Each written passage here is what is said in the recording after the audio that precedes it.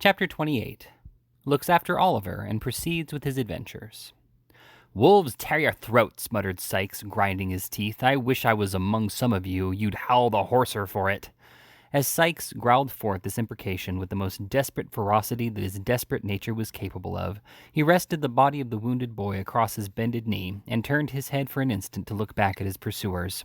There was little to be made out in the mist and darkness, but the loud shouting of men vibrated through the air, and the barking of the neighboring dogs, roused by the sound of the alarm bell, resounded in every direction. "Stop, you white-livered hound!" cried the robber, shouting after Toby Crackit, who, making the best use of his long legs, was already ahead. "Stop!" The repetition of the word brought Toby to a dead standstill, for he was not quite satisfied that he was beyond the range of pistol shot, and Sykes was in no mood to be played with. "Bear a hand with the boy," roared Sykes, beckoning furiously to his confederate. "Come back!" Toby made a show of returning, but ventured in a low voice, broken for want of breath, to intimate considerable reluctance as he came slowly along. "Quicker!" cried Sykes, laying the boy in a dry ditch at his feet and drawing a pistol from his pocket. "Don't play the booby with me." At this moment the noise grew louder, and Sykes, again looking round, could discern that the men who had given chase were already climbing the gate of the field in which he stood, and that a couple of dogs were some paces in advance of them. "It's all up, Bill," cried Toby. "Drop the kid and show him your heels." With this parting advice, Mr. Crackit, preferring the chance of being shot by his friend to the certainty of being taken by his enemies, fairly turned tail and darted off at full speed. Sykes clenched his teeth, took one look round, threw over the prostrate form of Oliver the cape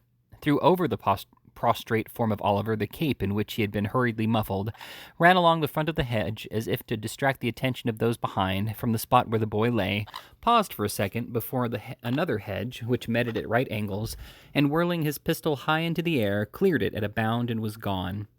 "Ho, ho there!" cried a tremulous voice in the rear. "Pincher, Neptune, come here, come here!"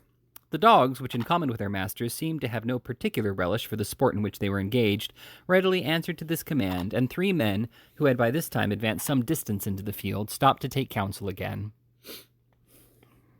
"My advice, or at leastwise I should say my orders is," said the fattest man of the party, "that we immediately go home again." "I am agreeable to anything which is agreeable to Mr. Giles," said a shorter man, who was by no means a slim figure, and who was very pale in the face, and very polite, as frightened men frequently are. "I shouldn't wish to appear ill-mannered, gentlemen," said the third, who had called the dogs back. "Mr. Giles ought to know." "Certainly," replied the shorter man, "and whatever Mr. Giles says, it isn't our place to contradict him. No, I know my situation, and thank my stars I know my situation." To tell the truth, the little man did seem to know his situation, and to know perfectly well that it was by no means a desirable one, for his teeth chattered in his head as he spoke. "You are afraid, Brittles," said Mr. Giles. "I ain't," said Brittles. "You are," said Giles. "You're a falsehood, Mr. Giles," said Brittles. "You're a lie, Brittles," said Mr. Giles. "You're a falsehood, Mr. Giles," said Brittles. "You're a lie, Brittles," said Mr. Giles. Now, these 4 retorts arose from Mr. Giles's taunt, and Mr. Giles's taunt had arisen from his indignation at having the responsibility of going home again imposed upon himself under cover of a compliment. The third man brought the dispute to a close most philosophically.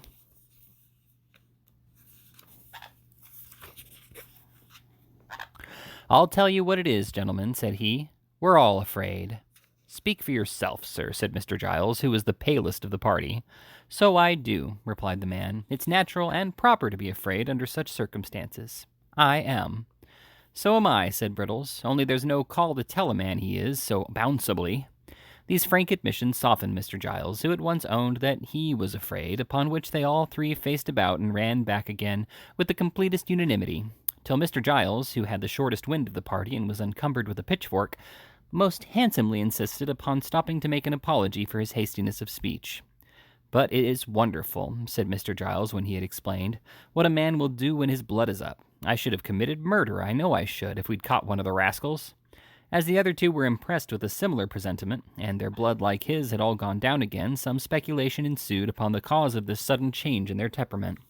"I know what it was," said Mr. Giles. "It was the gate." "I shouldn't wonder if it was," exclaimed Brittles, catching at the idea. "You may depend upon it," said Giles, that gate stopped the flow of the excitement. I felt all mine suddenly going away as I was climbing over it."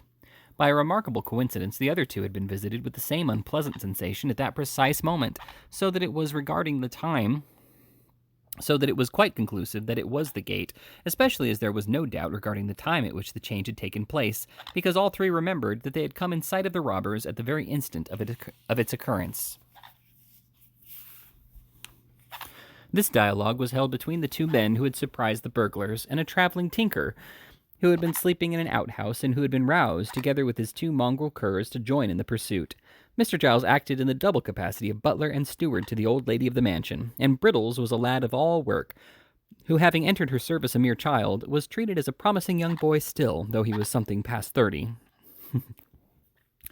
Encouraging each other with such converse as this, but keeping very close together notwithstanding, and looking apprehensively round whenever a fresh gust rattled through the boughs, the three men hurried back to a tree, behind which they had left their lantern, lest its light should inform the thieves in which direction to fire. Catching up the light, they made the best of their way home at a good round trot, and long after their dusky forms had ceased to be discernible, it might have been seen twinkling and dancing in the distance, like some exhalation of the damp and gloomy atmosphere through which it was swiftly borne. The air grew colder as day came slowly on, and the mist along the ground like a dense cloud of smoke. The grass was wet, the pathways in low places were all mire and water, and the damp breath of an unwholesome wind went languidly by with a hollow moaning. Still Oliver lay motionless and insensible on the spot where Sikes had left him. Morning drew on apace. The air became more sharp and piercing as its first dull hue. The death of night rather than the birth of day glimmered faintly in the sky. The objects which had looked dim and terrible in the darkness grew more and more defined, and gradually resolved into their familiar shapes. The rain came down thick and fast, and pattered noisily among the leafless bushes. But Oliver felt it not, as it beat against him, for he still lay stretched, helpless and unconscious, on his bed of clay. At length a low cry of pain broke the stillness that prevailed, and uttering it, the boy awoke. His left arm, rudely bandaged in a shawl, hung heavy and useless at his side, and the bandage was saturated with blood. He was so weak that he could scarcely raise himself into a sitting posture, and when he had done so, he looked feebly round for help and groaned with pain. Trembling in every joint from cold and exhaustion, he made an effort to stand upright, but shuddering from head to foot fell prostrate on the ground. After a short return of the stupor in which he had been so long plunged, Oliver, urged by a creeping sickness at his heart, which seemed to warn him that if he lay there he must surely die, got upon his feet and essayed to walk. His head was dizzy, and he staggered to and fro like a drunken man, but he kept up nevertheless, and with his head drooping languidly on his breast, went stumbling onward he knew not whither. And now hosts of bewildering and confused ideas came crowding on his mind. He seemed to still be walking between Sikes and Crackit, who were angrily disputing, for the very words they said sounded in his ears. And when he caught his own attention, as it were, by making some violent effort to save himself from falling, he found that he was talking to them. Then he was alone with Sikes, plodding on as they had done the previous day, and as shadowy people passed them by, he felt the robber's grasp upon his wrist. Suddenly he started back at the report of firearms, and there rose into the air loud cries and shouts. Lights gleamed before his eyes, and all was noise and tumult, as some unseen hand bore him hurriedly away. Through all these rapid visions there ran an undefined, uneasy consciousness of pain, which wearied and tormented him incessantly. Thus he staggered on, creeping almost mechanically between the bars of gates, or through hedge gaps as they came in his way, until he reached a road, and here the rain began to fall so heavily that it roused him. He looked about and saw that at no great distance there was a house, which perhaps he could reach. Seeing his condition, they might have compassion on him, and if they did not, it would be better, he thought, to die near human beings than in the lonely open fields. He summoned up all his strength for one last trial, and bent his faltering steps towards it. As he drew nearer to this house, a feeling came over him that he had seen it before. He remembered nothing of its details, but the shape and aspect of the building seemed familiar to him. That garden wall, on the grass inside, he had fallen on his knees last night, and prayed the two men's mercy. It was the very same house they had attempted to rob. Oliver felt such fear come over him when he recognized the place that for the instant he forgot the agony of his wound and thought only of flight. Flight. He could scarcely stand, and if he were in full possession of all the best powers of his slight and youthful frame, what could he fly to? Where could he fly to? He pushed against the garden gate. It was unlocked and swung open on its hinges. He tottered across the lawn, climbed the steps, knocked faintly at the door, and his whole strength failing him, sunk down against one of the pillars of the little portico.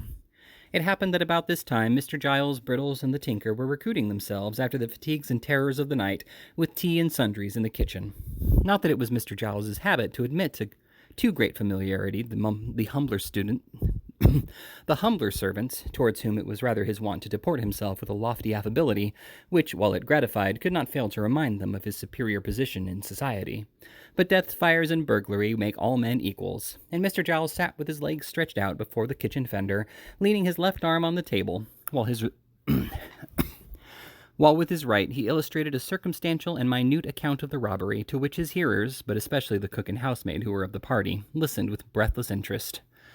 "It was about 2:30, said Mr. Giles, "for I wouldn't swear that it mightn't have been a little nearer 3, when I woke up, and turning round in my bed, as it might be so," here Mr. Giles turned round in his chair and pulled the corner of the tablecloth over him to imitate bedclothes, "I fancied I heard a noise." At this point of the narrative, the cook turned pale and asked the housemaid to shut the door, who asked Brittles, who asked the tinker, who pretended not to hear. "Heard a noise," continued Mr. Giles. "I says at first, 'This is illusion,' and was composing myself off to sleep when I heard the noise again, distinct." "What sort of a noise?" asked the cook. "A kind of a busting noise," replied Mr. Giles, looking round him. "More like the noise of powdering an iron bar More like the noise of powdering an iron bar on a nutmeg grater," suggested Brittles. "It was when you heard it, sir," rejoined Mr. Giles, "but at this time it had a busting sound." "It was when you heard it, sir," rejoined Mr. Giles, "but at this time it had a busting sound. I turned down the clothes," continued Giles, rolling back the tablecloth, "sat up in bed, and listened." The cook and housemaid simultaneously ejaculated, "Oh!" and drew their chairs closer together. "I heard it now, quite apparent," resumed Mr. Giles. "Somebody, I says, is forcing of a door or window. What's to be done? I'll call up that poor lad Brittles and save him from being murdered in his bed, or his throat, I says, may be cut from his right ear to his left without his ever knowing it." Here all eyes were turned upon Brittles, who fixed his upon the speaker, and stared at him with his mouth wide open and his face expressive of the most unmitigated horror. "I tossed off the clothes," said Giles, throwing away the tablecloth and looking very hard at the cook and housemaid, "got softly out of bed, drew on a pair of—" "Ladies present, Mr. Giles," murmured the tinker. "Of shoes, sir," said Giles, turning upon him and laying great emphasis on the word, seized the loaded pistol that always goes upstairs with the plate basket, and walked on tiptoes to his room. "Brittles," I says, when I had woke him, "don't be frightened." "So you did," observed Brittles in a low voice. "We're dead men, I think, Brittles," I says, continued Giles, "but don't be under any alarm." "Was he frightened?" asked the cook.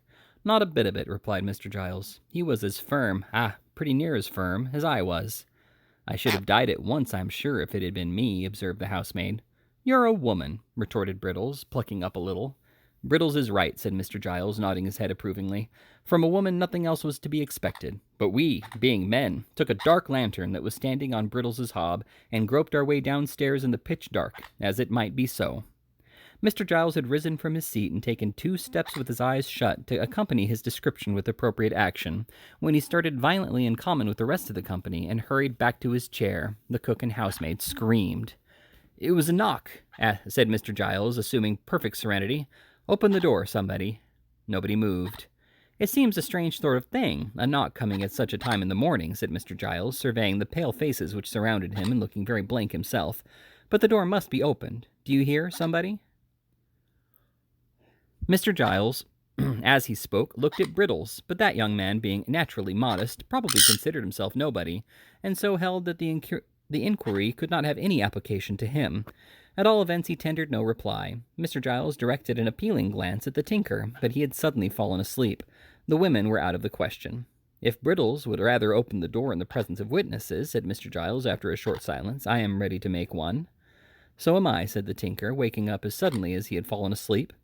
Brittles capitulated on these terms, and the party being somewhat reassured by the discovery, made on throwing open the shutters, that it was now broad day, took their way upstairs with the dogs in front, and the 2 women, who were afraid to stop below, bringing up the rear. By the advice of Mr. Giles, they all talked very loud to warn any evil-disposed person outside that they were strong in numbers, and by a master-stroke of policy, originating in the brain of the same ingenious gentleman, the dogs' tails were well pinched in the hall to make them bark savagely. These precautions having been taken, Mr. Giles held on fast by the tinker's arm, to prevent his running away, as he pleasantly said, and gave the word of command to open the door. Brittles obeyed, and the group, peeping timorously over each other's shoulder, beheld no more formidable object than poor little Oliver Twist, speechless and exhausted, who raised his heavy eyes and mutely solicited their compassion. "A boy!" exclaimed Mr. Giles, valiantly pushing the tinker into the background. "What's the matter with the... Why, Brittles, look here, don't you know?" Brittles, who had got behind the door to open it, no sooner saw Oliver than he uttered a loud cry of recognition. Mr. Giles, seizing the boy by one leg and one arm, fortunately not the broken limb, lugged him straight into the hall and deposited him at full length on the floor thereof. "Here he is," bawled Giles, calling in a great state of excitement up the staircase. "Here's one of the thieves, ma'am. Here's a thief, miss. Wounded, miss. I shot him, miss, and Brittles held the light." "In a lantern, miss," cried Brittles, applying one hand to the side of his mouth so that his voice might travel the better. The two women servants ran upstairs to carry the intelligence that Mr. Giles had captured a robber, and the tinker busied himself in endeavoring to restore Oliver, lest he should die before he could be hung. In the midst of all this noise and commotion there was heard a sweet female voice which quelled it in an instant. "Giles," whispered the voice from the stairhead. "I'm here, miss," replied Mr. Giles. "Don't be frightened, miss. I ain't much injured. He didn't make a very desperate resistance, miss. I was soon too many for him." "Hush," replied the young lady. "You frightened my aunt almost as much as the thieves did. Is the poor creature severely hurt?" "Wounded desperate, miss," replied Giles with indescribable complacency. "He looks as if he was a-goin', miss," bawled Brittles in the same manner as before. "Wouldn't you like to come and look at him, miss, in case he should—" "Hush, pray, there's a good man," rejoined the young lady. "Wait quietly one instant while I speak to aunt." With a footstep as soft and gentle as the voice, the speaker tripped away, and soon returned with the direction that the wounded person was to be carried carefully upstairs to Mr. Giles's room, and that Brittles was to saddle the pony and betake himself instantly to Chertsey, from which place he was to dispatch with all speed a constable and a doctor.